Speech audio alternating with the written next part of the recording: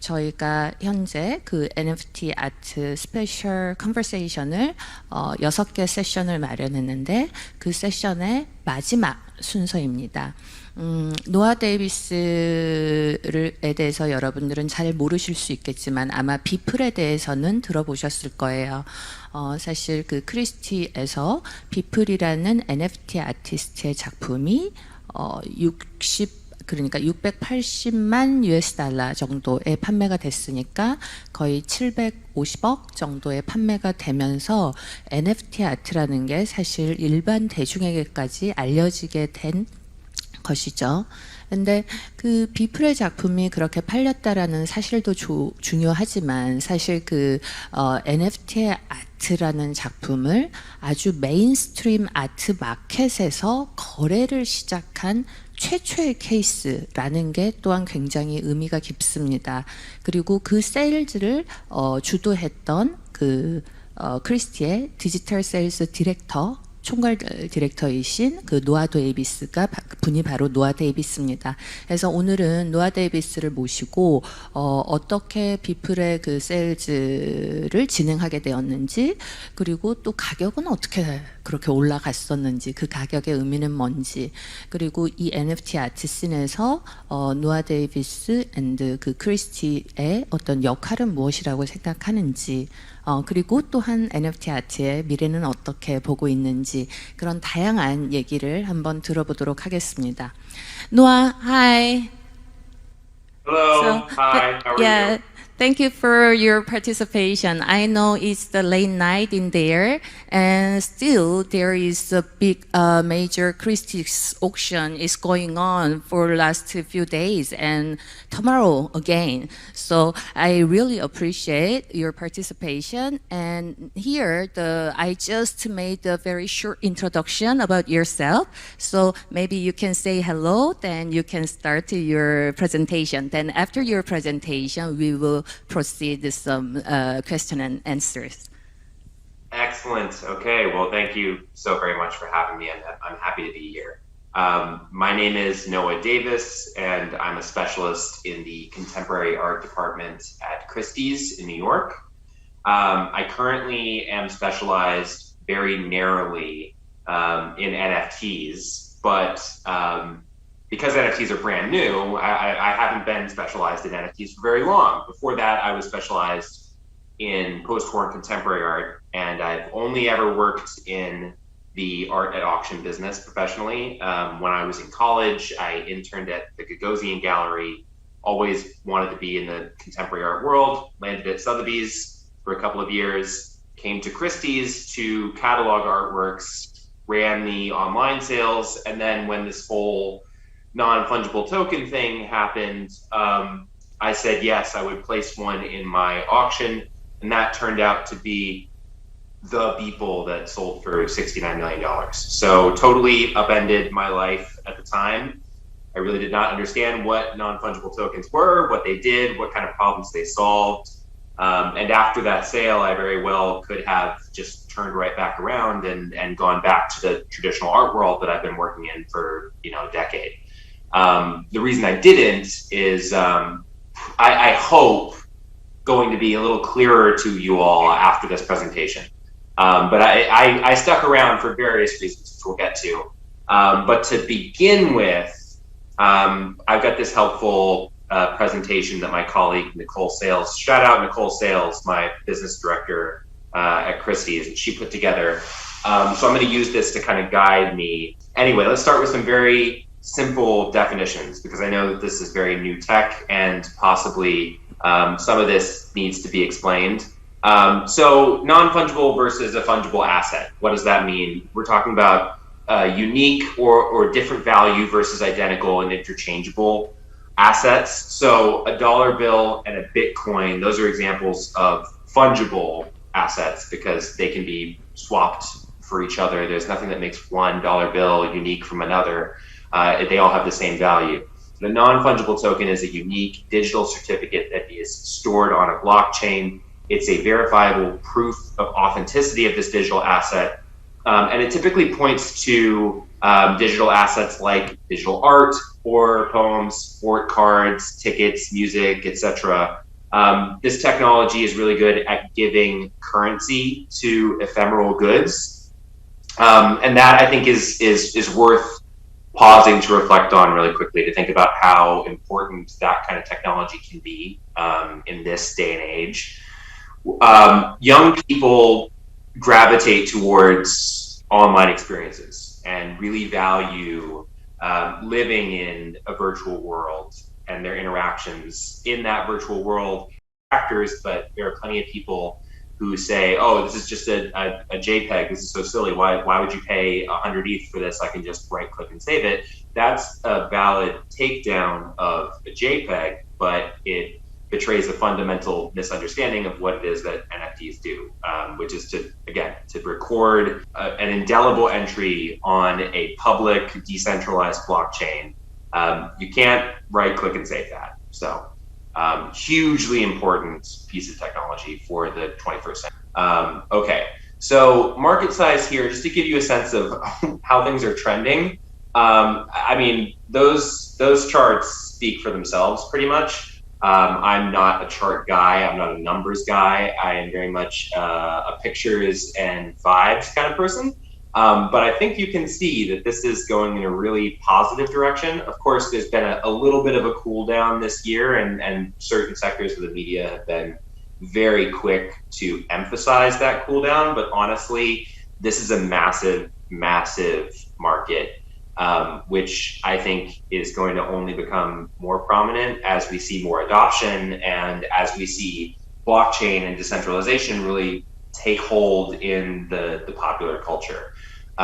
So we shall see where this goes, right? NFTs at Christie's last year, we sold more than 100 NFTs for nearly $150 million. It was 8% of our contemporary art sales in 2021. We offered NFTs in 3 different selling locations in New York, London, and Hong Kong. And within 5 different categories. We sold NFTs in the post-war contemporary art sales, design, photographs, Americana, luxury, and I don't know if there's another one there because my face is blocking it. Nope, that's it. 75% of these buyers in this category are new to Christie's, and they have an average age of 42. Our auction house firsts for the year were, of course, selling Beeple's Everydays for $69 million. We had the first NFT sale in Asia, No Time Like the Present, which totaled around 12.3 million in September. We had the first live auction with bidding conducted in Ethereum, which was really cool and something that I had to push really hard for in October of last year. So actually the estimate was in Ethereum and the bidding was also in Ethereum. It's really, really fun. We had the first on-chain NFT auction curated by Christie's and hosted on OpenSea in December. We had another one of those earlier this year. What have we learned?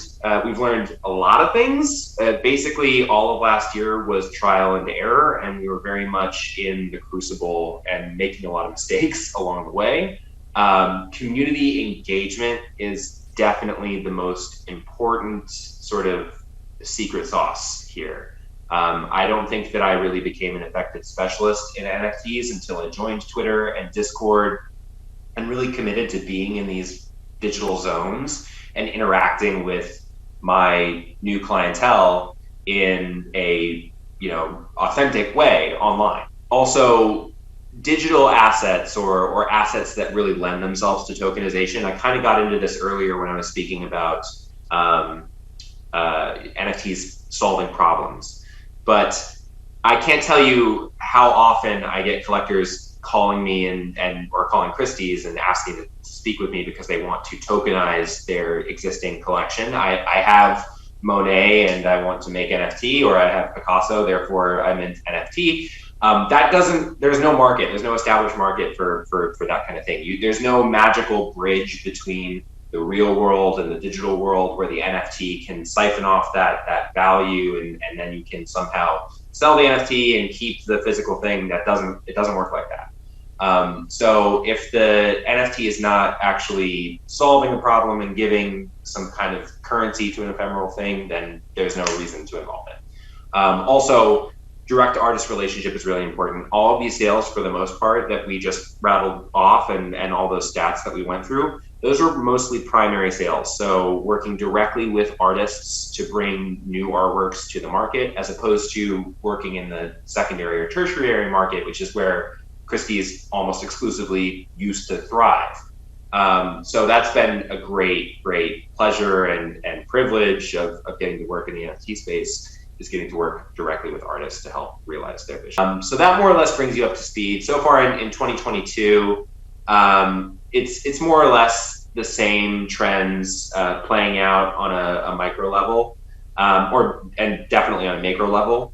But it feels really like time is just stuck almost.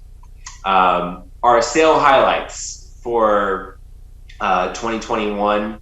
Of course, we've spoken about Beeple's Everydays and the CryptoPunks, but want to also speak quickly about the Andy Warhol NFT, because that was a really important consignment for us. And it's so far the only NFT where we've engaged an artist's estate to create new artwork, really, for the market.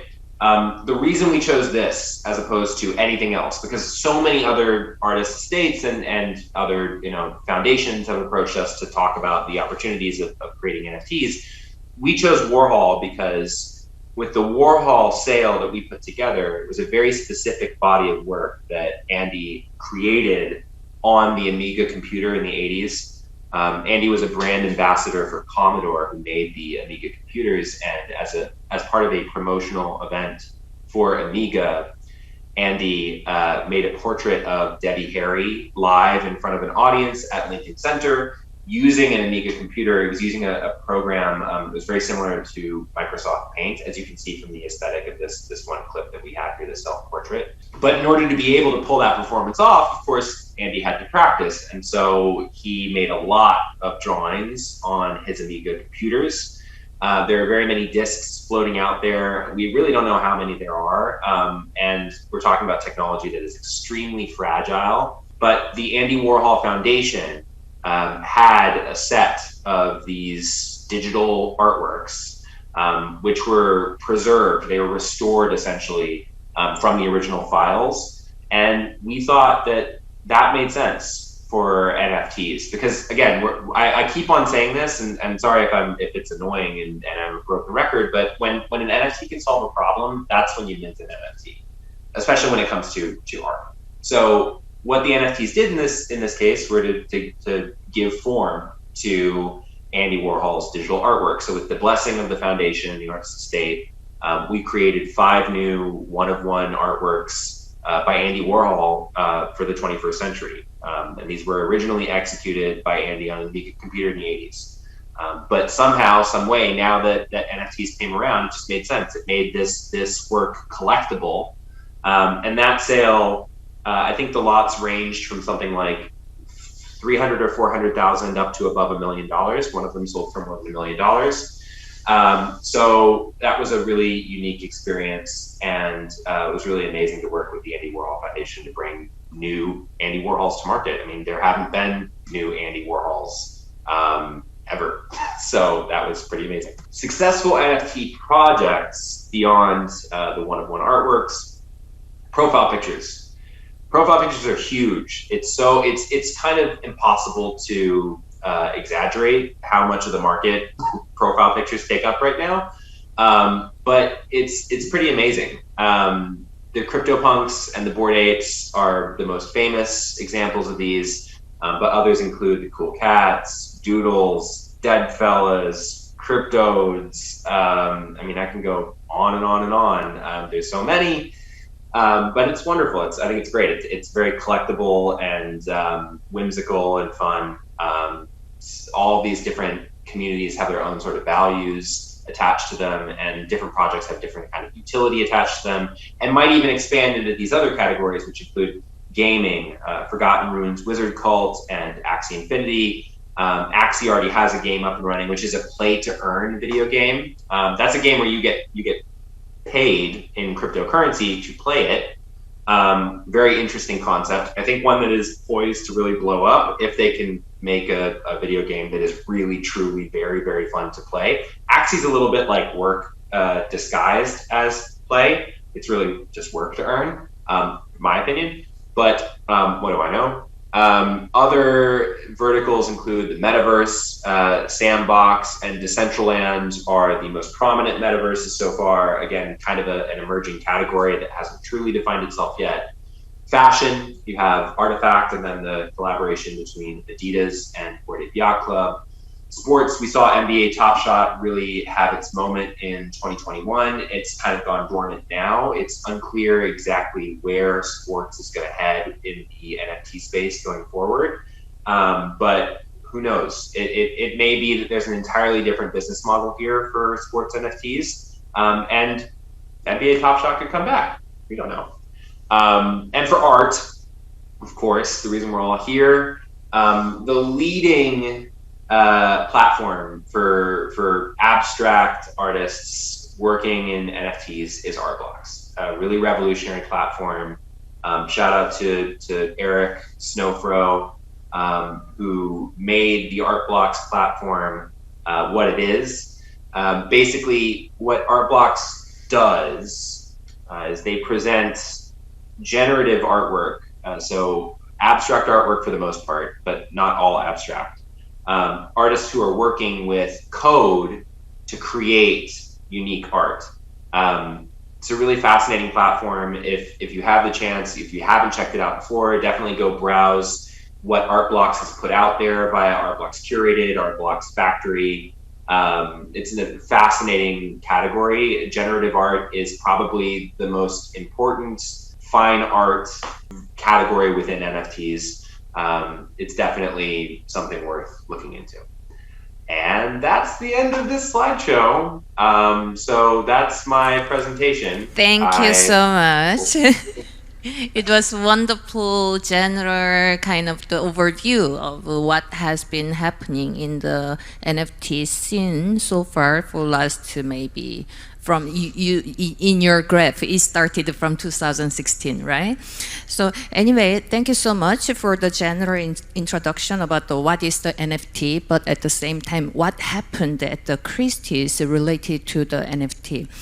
And I have some question, but actually, I don't know, you can answer it or not, but everybody are so curious. What was the kind of the driving force to make the Beeple's 5,000 days sales reach to that kind of the big, huge amount of the price, 69 million US dollar? So what do you think? What was the driving force? Part of the reason is because it was the first. A really significant part of the reason is because it was the first important NFT to come to market at an established veteran boutique auction house, right? We're not boutique, like really, we're the monolith, right? We're the big stamp of approval from popular culture. They wanted that front page of the Wall Street Journal kind of to burnish this whole category and give it some authenticity and some clout. But it's not just because there were 2 or 3 people duking it out to get to that price of 69 million. Of course, everyone knows that Metacoven bought it and Justin Sun underbid it. But to get there, again, we had almost 50 bidders. But above $1 million, above $1 million, we had 20 bidders. So that's pretty important. It wasn't just 2 people. The fact that it's the first, the fact that Beeple is beloved and is a great artist, and the fact that it was at Christie's. Actually, just when I listened, 69 million US dollar, I tried to understand how it happened. Then I divided 69 million US dollar into the 5,000.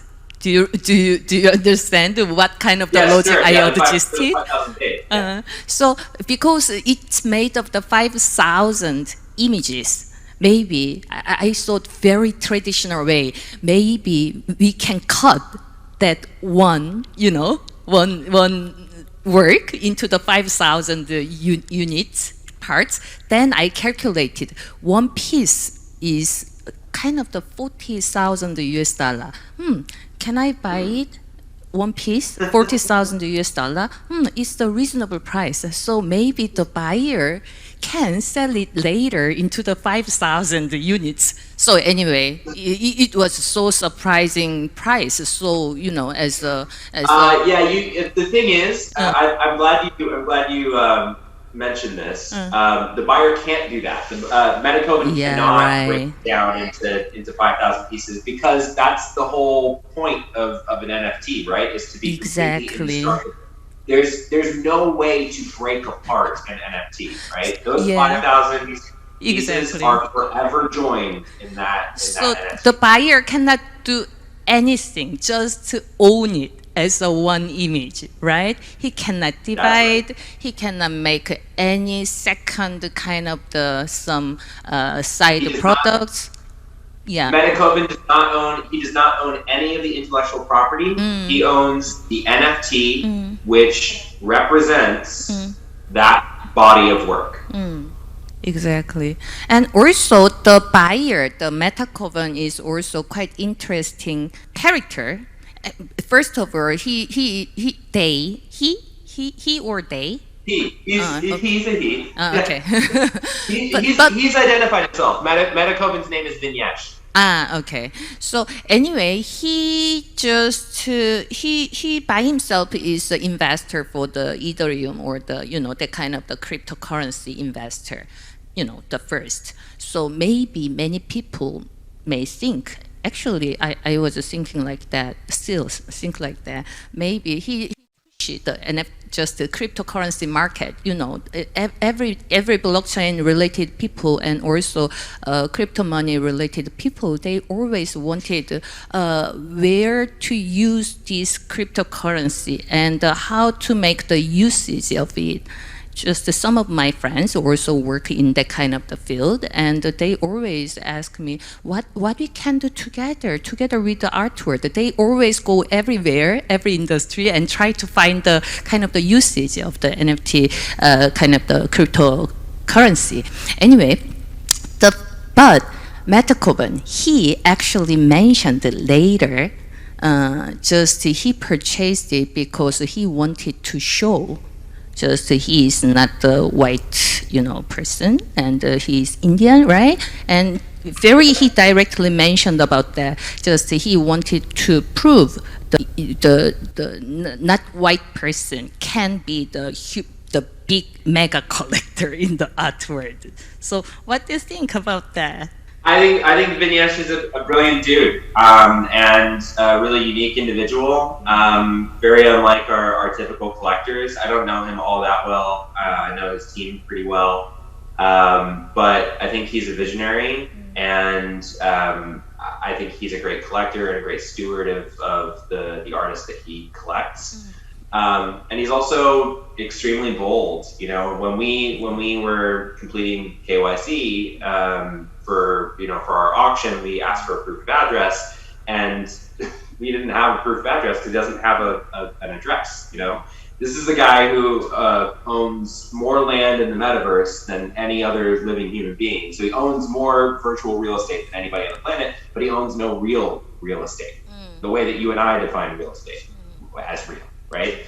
So I think trying to peer into his mind and think about what it is that he was doing and give an opinion on that is kind of silly, because the man is a totally he's on a different planet than I am. Okay, and you mentioned that the major buyers of the NFT artwork from the Christie's, they are 75% are the new collector from the outside of the art collection market, but at the same time, average age is 42. It's quite surprising. I was thinking. Well, I mean, that 42 is a lot younger than our average age for contemporary art collectors. So that's still skewing pretty young.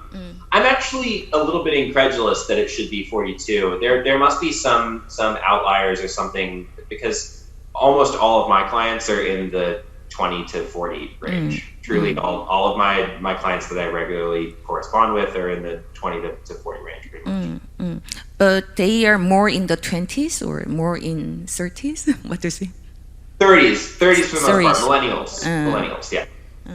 Okay. I think there are very many. The probably the average age of the NFT consumer outside of Christie's is much younger. The thing is, at Christie's we're talking about $1 million NFTs. Most of the volume on OpenSea. Yes. I'm talking more than 99% of the volume on OpenSea probably are transactions less than 1 Ethereum. Yeah, exactly. I'm very confident that that's a true statistic. Yeah, right. And the people who are buying and selling and trading at that level are much younger. They don't have that high net worth that the Christie's clientele.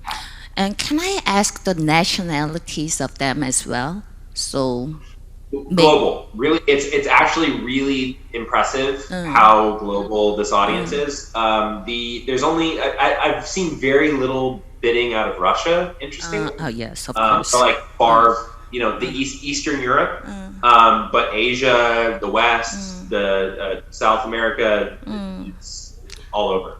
Middle East. It's quite surprising. There are not so many Russian because did you read the Vitalik Buterin, the co-founder of the Ethereum? He mentioned that just the problems of the cryptocurrency and the Ethereum because lots of the Russian people he want to launder their money.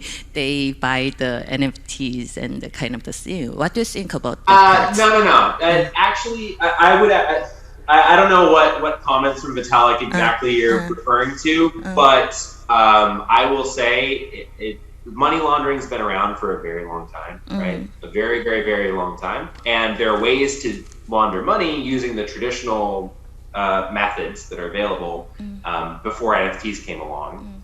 If I were trying to launder money using a blockchain where every single transaction is indelibly recorded forever on a decentralized public-facing ledger, that would not seem very smart. I would probably avail myself of the traditional modes of laundering money. So I actually think that this sense that crypto is somehow being used by gangsters and nefarious people to do bad deeds is a bit of a red herring, or it's a myth, really. Okay, then let's move to another very important question. Actually, there was the big NFT market before the Beeple's auction in Christie's, of course.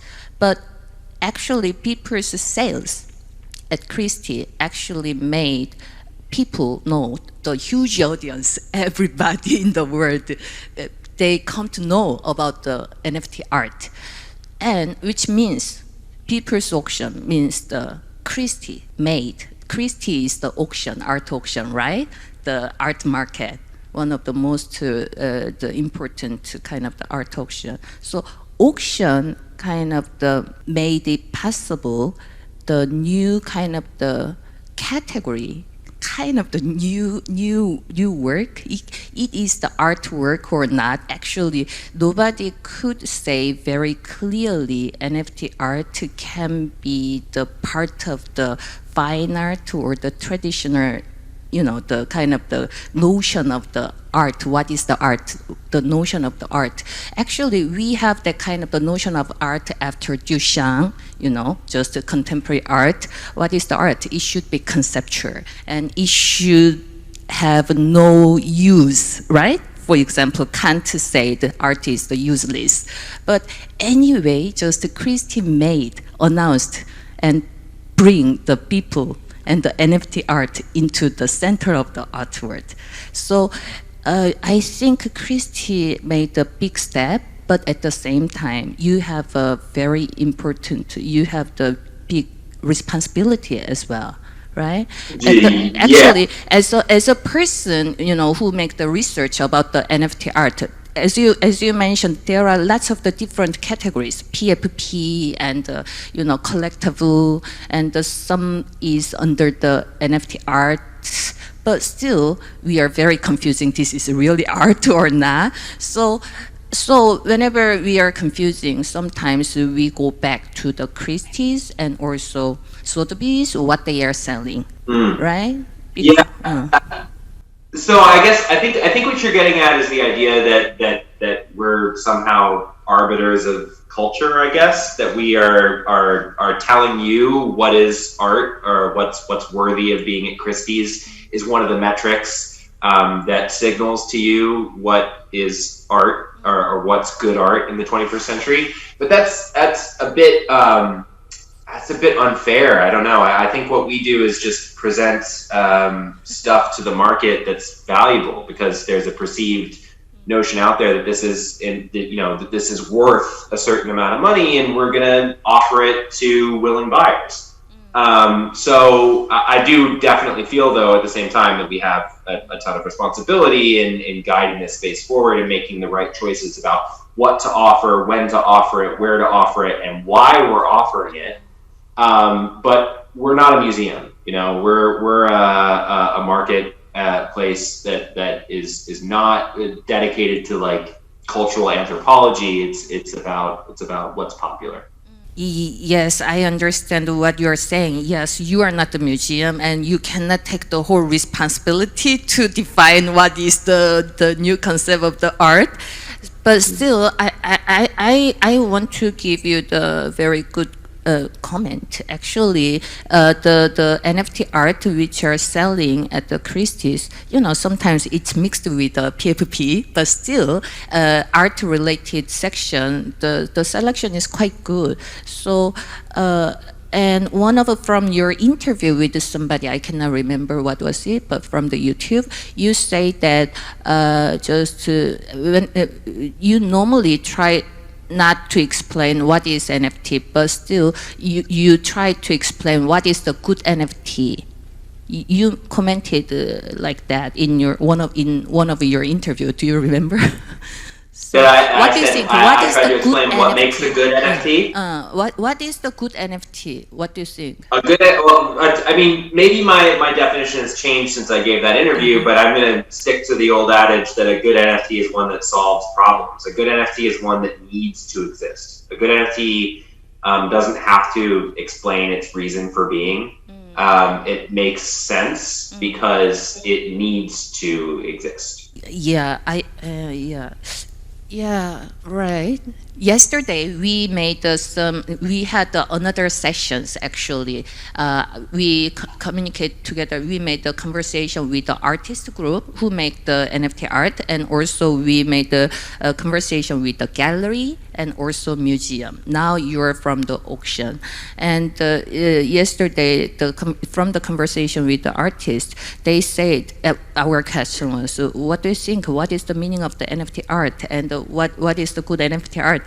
Then they says we have no interest about the kind of the word, and we are just making something. And if we I think that's good. Actually, I think that's really important to underscore truly, because NFT ultimately is just a medium. Right? So when you ask an artist what makes a good NFT, they're going to conflate that with their own practice or with art more generally speaking. NFT does not equal art. NFT can do all sorts of things, but it can be used in art. And so there is no real way to define what it exactly is. We can tell you what it does.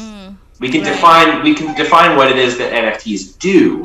But we cannot define really what NFTs are. Right, exactly. Yeah, as you mentioned, yes, now we are understanding NFT is just one medium or some kind of the vessel, container, bring every kind of the things, right? There you go. Yes, but exactly right. Very good. But still like the pop art, the name of the pop art, we don't know exactly describe what is the definition of the pop art, but there was lots of the thing happened, and I feel like that NFT itself is the definition of it is the non-fungible token. So exactly, literally, it's just a container, but it made some kind of the phenomenon in the art world and some kind of the style, as you mentioned, the metaverse and the gaming and the kind of the community, that kind of the kind of the change of the world and the change of the ways of the thinking and change of the lifestyle. It is adjusted in the kind of the style of the interesting or the kind of the exciting or the well-sellable NFT art? What do you think? What is well-selling NFT art? Let me ask you very directly. Well, no, it's most of crypto art. I think what you're referring to is really crypto art, which is a totally different category. It's a very specific category. And if you want to see some sort of iconic examples of crypto art, you can check out the collection of the Museum of Crypto Art, which was founded by Pablo Rodriguez Fraile and Colburn Bell. And they have a really wonderful kind of historic, it's weird to use that word historic. I keep on throwing these up because it's hard to talk about NFTs and Web3 without using a lot of these. But they have a canonical, at least, collection of crypto art. And the aesthetic tends to be really colorful, very flamboyant, flashy, intense, dynamic, with a lot of popular imagery parsed into it. And an affection for the aesthetic of glitch technology or retro technology, especially video games and the aesthetic of the internet, especially the early internet. So I would say it's a pretty anarchic, all over the place sort of vibe. But that's a very different aesthetic from generative art. I think when people think of NFTs, probably they're thinking of Xcopy or Bored Ape Yacht Club or CryptoPunks. You mentioned that it's a great honor to work directly with the artist, you know, in case of the NFT art.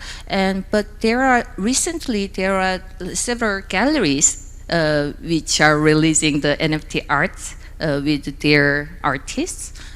For example, the Pace Gallery, they made a Pace Verso, the platform. And what do you think? Just Christie can sell the kind of the, artist, not exactly from the NFT field, but the traditional artist, but who make the NFT art. Do you think you may sell the kind of the artist's NFT at the Christie's or? Well, I have no idea if traditional artists are going to avail themselves of this technology. I mean, I know some who are thinking about it in interesting ways, and whether or not they would present that work at Christie's, I have no idea. That's totally their prerogative. But again, there has to be a really good reason to utilize the technology to begin with. So it's really up to the artists to decide if they want to make the work using NFTs, and if they want to have conversations with us about how to market it. I'm all ears. I'm very open to having a dialogue and giving feedback, and I do that all the time. Honestly, like during the week, we'll have 2 or 3 just exploratory phone calls at least with artists or different IP holders to talk about ways to kind of approach NFTs, and maybe they're going to incorporate it into their practice, but usually they don't. Okay. And just you mentioned that you are quite open to things, so welcome anytime. And I think in the beginning of your presentation, you mentioned that you didn't go there and they came to you, but you said yes. Actually, that kind of the attitude, I think, quite important. Actually, in the art world, when people talk about the NFT art, many people say it's just, I don't know, well, wait, something like that. But the people who accepted it quite earlier, they are making lots of the interesting adventures. So I wanted to say to you that even though you didn't go there, to say yes, let's try it. It was a very important moment. Okay. Thank you. That's very kind of you to say so. But I think like that, totally important. That important sounds a little bit much. I mean, it was definitely portentous of something. Things happened after that, for sure. Okay. Thank you so much. Thank you so much for having me. It was really fun to speak to you. Thank you. Bye. Good night or good morning. Okay. Bye-bye. Bye.